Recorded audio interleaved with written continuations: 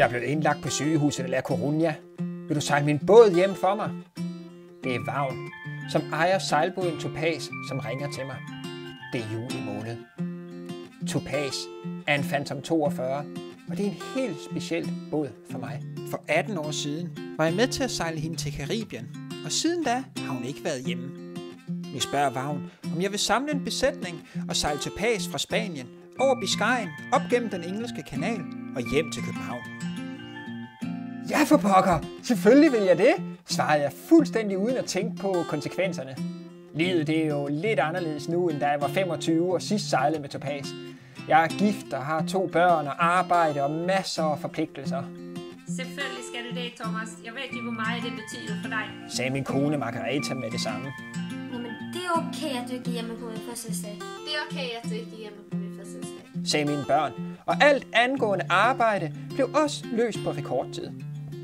Jeg samlede en besætning, og bare nogle få dage efter at Vagn ringede, fløj jeg til Lissabon sammen med 2 af dem, Karin og Brian. Det var frygteligt dyrt at flyve fra København til La Coruña, så i stedet for, så lavede vi et lille eventyr, som endda var billigere. Vi fløj først til Lissabon og tog en taxi til en billig Airbnb. Det var fedt at få en aften i Lissabon og bonde lidt, inden vi skulle videre. Efter at have nydt en aften i det venlige Portugal, fortsatte vi til La Coruña og Topaz. Det blev et lille ekstra eventyr i eventyret. Der kan enten ske noget vidunderligt eller forfærdeligt, når man sætter 5 mennesker sammen i en sejlbåd i flere døgn ude på havet. Forudsætningerne var ikke de bedste. Der var dårligt vejr på vej ind over Biscayen. Og når jeg sejler, så er det altid vejrudsigten, som bestemmer. Det skal være en god oplevelse at sejle. Men hvis vi ikke kom hurtigt afsted nu, så ville vi være indblæste i en uges tid. Og lige nu var der dårligt vejr. Bagefter ville der være et vejrvindue, og så skulle der være dårligt vejr igen. Vi skulle hurtigt afsted. Karin, Brian og jeg havde et par dage til at forberede sejladsen og lære båden at kende, inden de 2 sidste gæster, Niels og Tina, kom ombord os. 6 sekunder. Ja.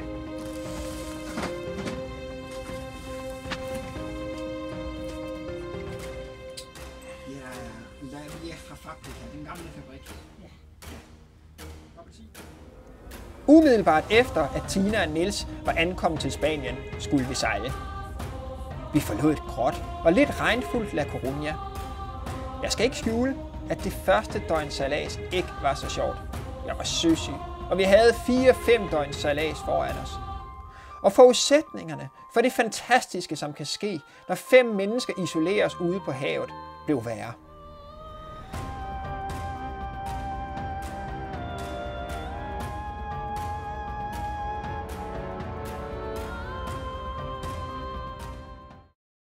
Når jeg sejler havsejlads, så forsøger jeg altid at sejle konservativt. Jeg sejler med mindre sejl, og nogle gange også lidt langsommere, end jeg ville have gjort herhjemme. Der må helst ikke gå noget i stykker, når man er isoleret langt ude på havet. Og når man sejler med en båd, som ikke er ens egen, så må der absolut ikke ske noget. Men det gjorde der alligevel. Allerede kort tid efter vi forlod La Coruña, faldt storsejlet ned i hovedet på os. Faldbarmen var gået i stykker. Jeg overvejede et kort øjeblik, om vi skulle vende. Det var ikke så meget det, at sejlet var gået i stykker, men mere uroen om, hvad som ellers kunne ske med udstyret. Det var jo ikke min båd.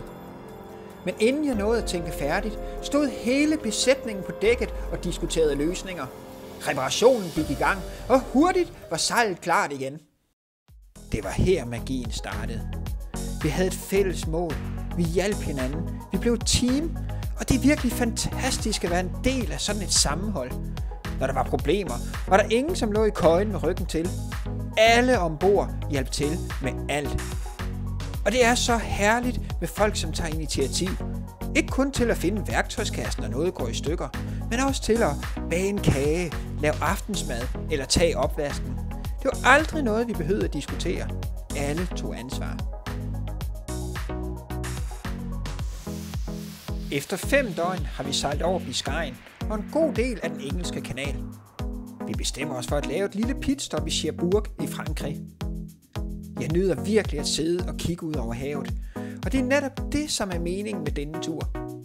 Det er også enormt hyggeligt at gå rundt i smalle stræder blandt gamle franske huse. At sidde på en café og få en café au lait, mens man indsnuser atmosfæren og nyder den franske dagligdag. Men det vigtigste for alle ombord på denne tur er at få sejlet nogle sømil. At lade freden sænke sig, så der kommer ro i sjælen. At lære nye mennesker at kende og være sammen om at få båden til at æde sømil efter sømil. Jeg er lykkelig, og jeg er så glad for, at jeg har fundet ud af, hvad der giver mit liv mening. At være på havet. Til gengæld forstår jeg ikke rigtigt, hvorfor det er sådan. Man kunne lige så godt sidde på en parkbænk og kigge på træerne og fuglene. Men det er bare ikke det samme, som at være ude på havet.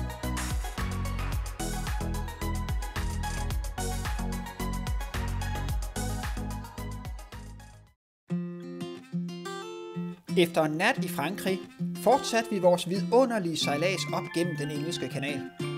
Vi lavede et lille pitstop til, denne gang i Dover. En enkelt aften for at gå på engelsk pub og hygge, inden vi fortsatte ud i Nordsøen.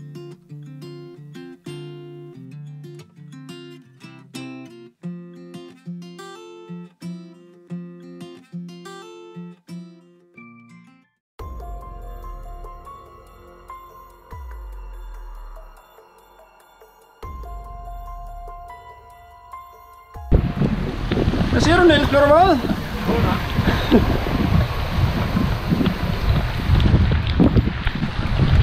Det er det, man kalder en tiltrængt ferskvandsafskylning.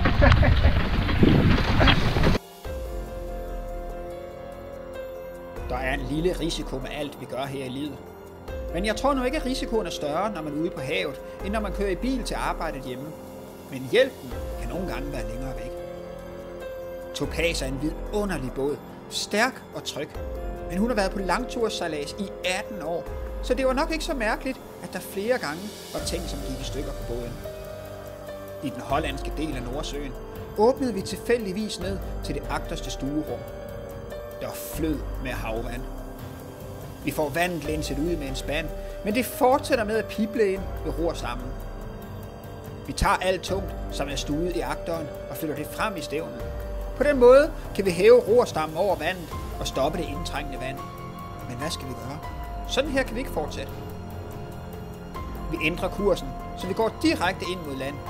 Indtil videre kan vi lænse hurtigere, end vandet kommer ind. Da vi får mobildækning, kan jeg ringe til bådens ejer, og det viser sig, at vi bare skal give rorlejet fedt. Det stopper lækagen, og vi kan fortsætte op mod Kielerkanalen. Puha!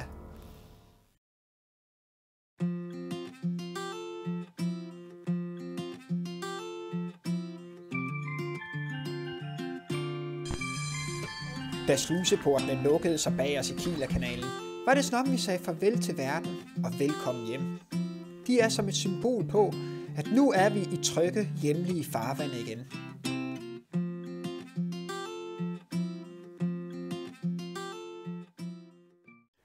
Men det var faktisk først i Østersøen, at vi fik rigtig dårligt vejr. Det skal være en god oplevelse at sejle, og vi vidste jo, at uvejr skulle komme. Så vi ventede et døgn i den tyske Østersøhavn Laboe, inden vi sejlede det sidste døgn op til København i frisk vind.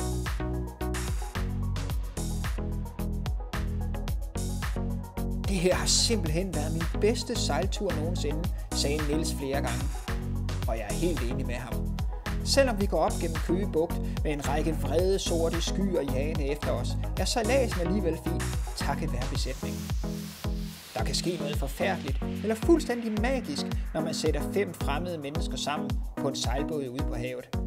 Takket være den herlige indstilling blandt alle ombord, udeblev det forfærdelige. Det blev en fantastisk tur.